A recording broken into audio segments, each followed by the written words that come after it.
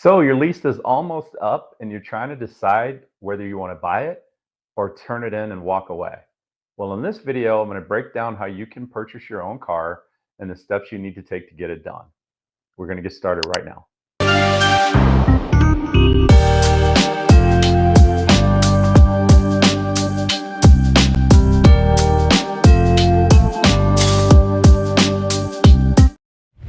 Now, some lease buyouts, guys, are great deals, and some will cost you more than what the car is actually worth. Why wouldn't you want to know that information? I have no idea. But if you're in love with your vehicle and you're about to buy it out, stick with me in this video because I'm going to share with you how you can make sure that if you're going to buy the car, it's the right thing to do. When you should and shouldn't buy out your lease car. Let's go through it. This is what I would consider a good time to buy your car. The car's buyout price is lower than the actual market value of the vehicle. How do you find that information out? You can have your car appraised at CarMax. You can go online to Carvana and have your car appraised. If your buyout is $20,000 and these companies are telling you that your car is worth $15,000, you have a choice to make. It's actually one of the biggest benefits of leasing a vehicle. You're not locked into a car that's no longer worth what you think it is, and you have options to walk away. But if that car is worth $22,000 or $23,000, it might be okay for you to purchase that vehicle, remain in a stable position on that vehicle financially, and then continue to own it. Another thing to consider is the condition of the vehicle. As long as you've kept the vehicle up and everything's in great condition, maybe you just put tires on it and you don't want to let go of it. Okay, it's understandable. Make sure that that's all done and go ahead and buy the vehicle. And sometimes you're just in a different position in life where you don't really need a car that often, or you don't want to have another lease and you just kind of want to pay this one off. And here's the kicker. You've had the car 3 years. You're sure you can keep it another 5. In your mind, you're like, I'm going to keep this car another 5 years. That puts us at our 8-year magic mark. If you're going to keep the car past 8 years, you should probably own it instead of leasing it anyhow. So if those are the items you're looking at, I would say it's totally fine to buy the car. Conversely, if the vehicle's not worth what the buyout is, guys, let's make a smart decision and walk away from that car and exercise our right to turn it in. Another reason that you might not think of, right? My mom got into an accident in her leased car on year 2. She hit the gas instead of the brake, hit a wall, damaged the front of the vehicle. It was repairable and it got repaired by the insurance company.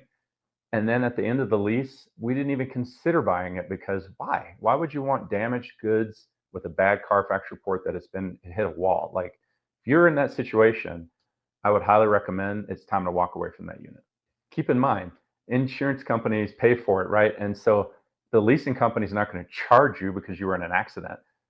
As long as you got the car fixed. If you bring it back damaged, obviously you'll be charged. But there is nothing in that lease writing that says that you can't get into an accident or damage happen to the car. Sometimes there's hailstorms or something flies up on the road and hits the car.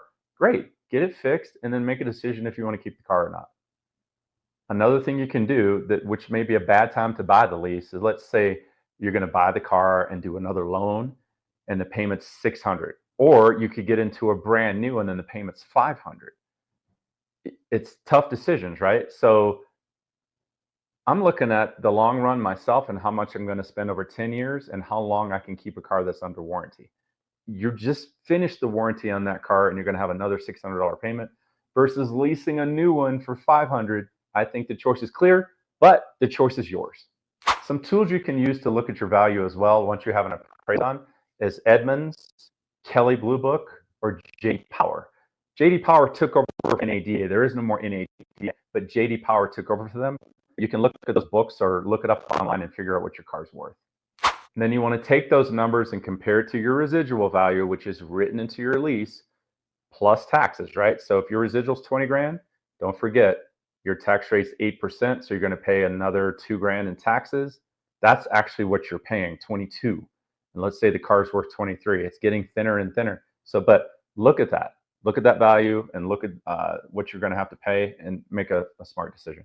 And then obviously finance costs. So if you have to do a loan to purchase this vehicle at the end of the lease, and it's 5 or 6%, and you're going to pay $3,000 more in interest over another 5-year loan, you have to stop and think, guys, You've already paid on the car for 3 years, and now we're going to do another 5-year loan. That's 8 years of payments.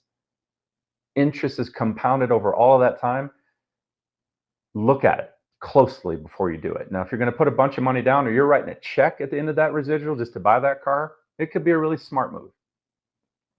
So, how do you actually get the car bought? Well, you have to call the leasing company that you're making payments to every month and ask them what the steps are to purchase your car. They will send you some paperwork, an odometer disclosure, and then you're going to have to set up financing for yourself to get that done. You can also take it back to the dealer and have them help you, and then they can put you in a new loan on that vehicle to pay it off. It's really smart to look at your own credit before you do that, though, to make sure you're getting the best rate possible. If you can get 5% at your own bank and they're telling you 7, make a clear decision, use your bank, take them the paperwork, and they can pay that car off. What to watch out for. So, when you purchase the vehicle out at the end, sometimes dealers like to upsell you or add on different things. Gap insurance is something that if you're going to do a 5-year loan on, I would probably look at if you're not putting any cash down, because it's the cheapest insurance you can get that covers the life of the loan that you're going to take out. I wouldn't be afraid of that one, but things like windshield coverage and paint prepare, like you've got to take a look at it and not add it to your loan. You also want to make sure, like I said earlier, to watch out for the interest rate. Make sure you're getting a good rate on the vehicle based on your credit, and then double check the warranty coverage that's remaining on the vehicle. Most vehicles have 3-year, 36,000 mile bumper to bumper warranties, and then a 5-year, 60,000 mile powertrain warranty. Unless you purchased a Hyundai or a Kia or something like that where it has a 100,000 mile powertrain warranty, those are actually excellent choices too. If you're in a Kia or a Hyundai and you're going to buy the car out, you still have the remaining warranty on that engine and transmission up to 100,000 miles. So I'm not against that at all. That puts you in a great position to win. So I hope it was helpful, guys. That's how you get it done if you're going to do it on your own. You can always reach out to me and we'll help you through this or answer your questions. You can reach me through messaging, DMs, or leave comments in the box below. I hope you have a great day.